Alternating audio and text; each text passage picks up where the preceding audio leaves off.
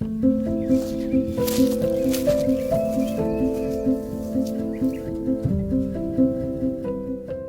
you were to ask me for the key to happiness, I would say that it lies in our choices. At the start of this year, I made the choice to pursue art again after 6 years of silence. This has been one of the most fulfilling decisions I've ever made, maybe not in the material sense. I struggle daily, but the efforts I make to convey beauty in the fleeting passage of time, the sparks of joy that light up even the most mundane days, it's all been worth it. Today, as promised, I am taking you on a little outdoor painting adventure. I live in rural northwest Georgia, where the land is quickly settling into its summer colors. A rich green rippled in silver, but the first few weeks of April bring about a glorious landscape of gold, violet, and sienna that I just had to capture in my watercolor album for you all. Today, I'm doing some very amateur plein air painting. Plein air is a French term meaning open air. When an artist chooses to paint subjects or landscapes directly on location, rather than in a studio. How can I not when spring is beckoning me to leave my little room and stroll among the swiftly changing meadows? When I was an art student, I briefly studied the work of Claude Monet. We were assigned to complete a master copy of one of his works using soft pastels. I chose The Woman with the Parasol because at the time I thought it was beautiful in a typical way, a woman in a lovely dress on an even lovelier day.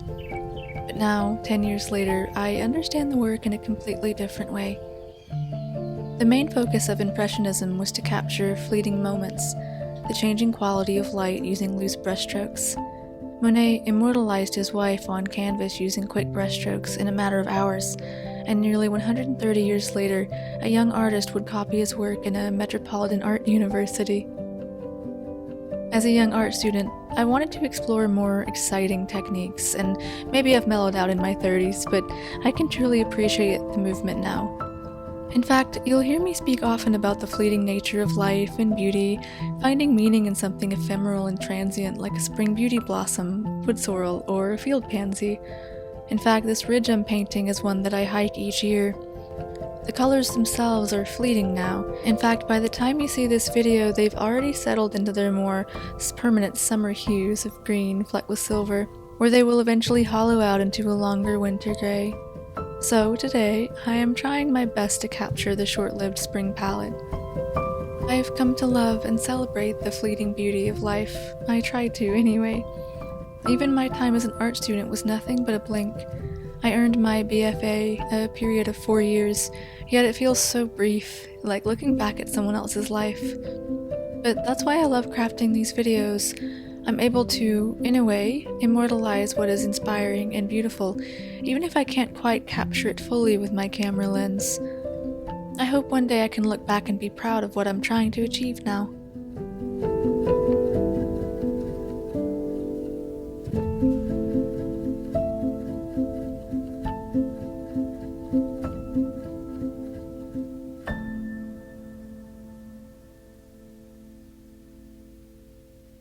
My heart feels so light at this time as the earth wakes up and my whole world expands, and I'm able to pour my heart back into painting again. I don't have a husband or children yet. I am something of an oddity in my neck of the woods, but I'm slowly learning that my life path doesn't have to mimic those around me.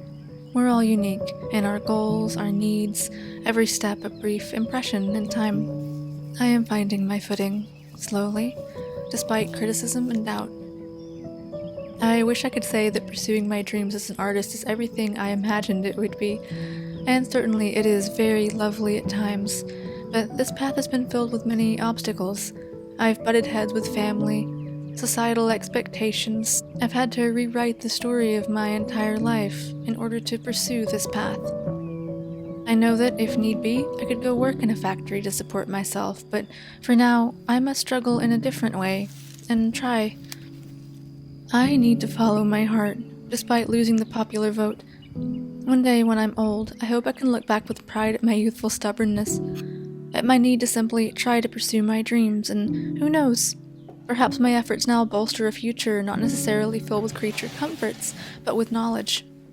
knowing that I'm doing everything in my power now to follow my heart, and that I tried to be brave, and that makes it all worthwhile.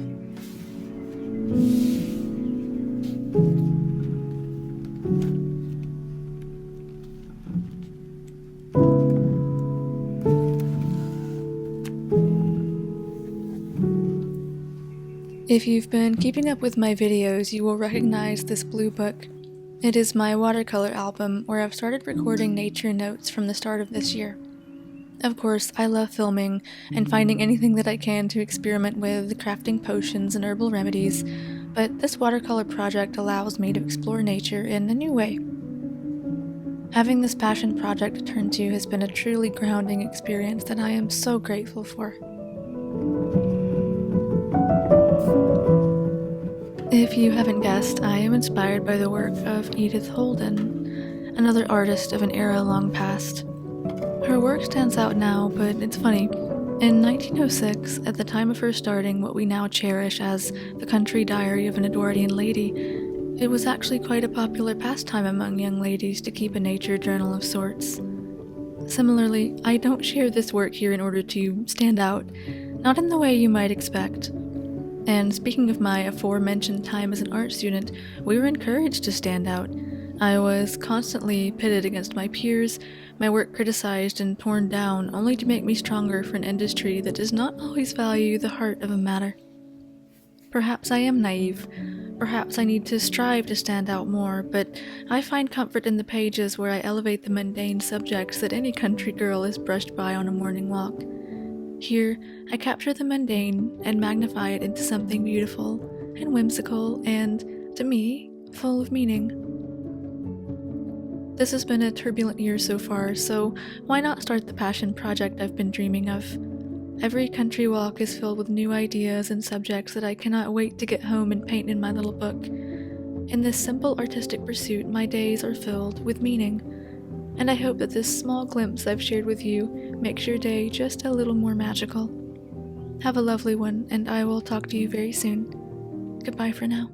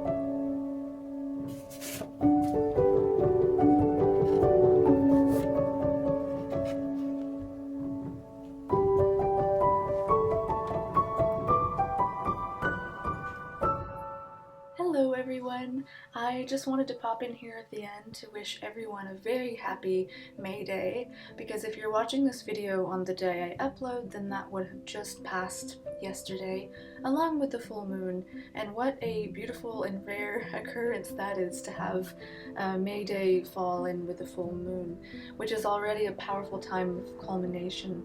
So in order to celebrate, I always do something very simple.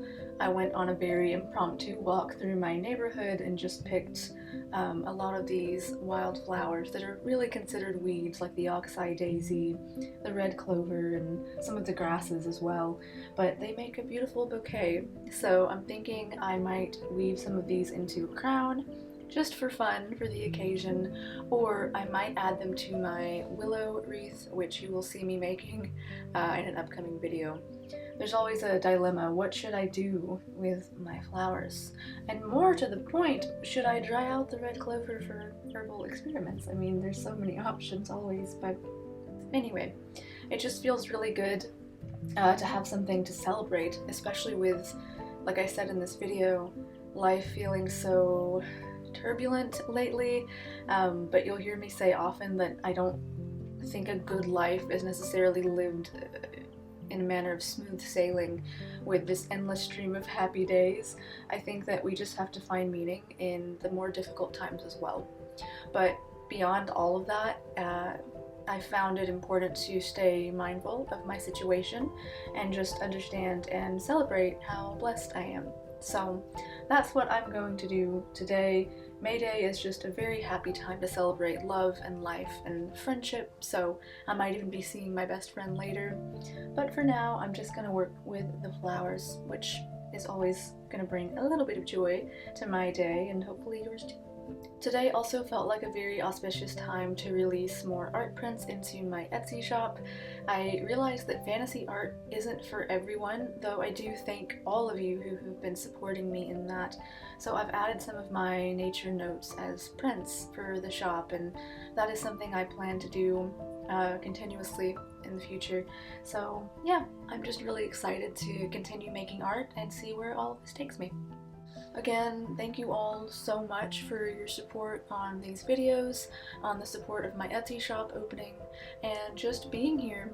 I wish I could give each of you a bouquet of flowers. Wherever you are, I hope you have a very happy May Day and a lovely weekend ahead, and I'll talk to you soon. Goodbye.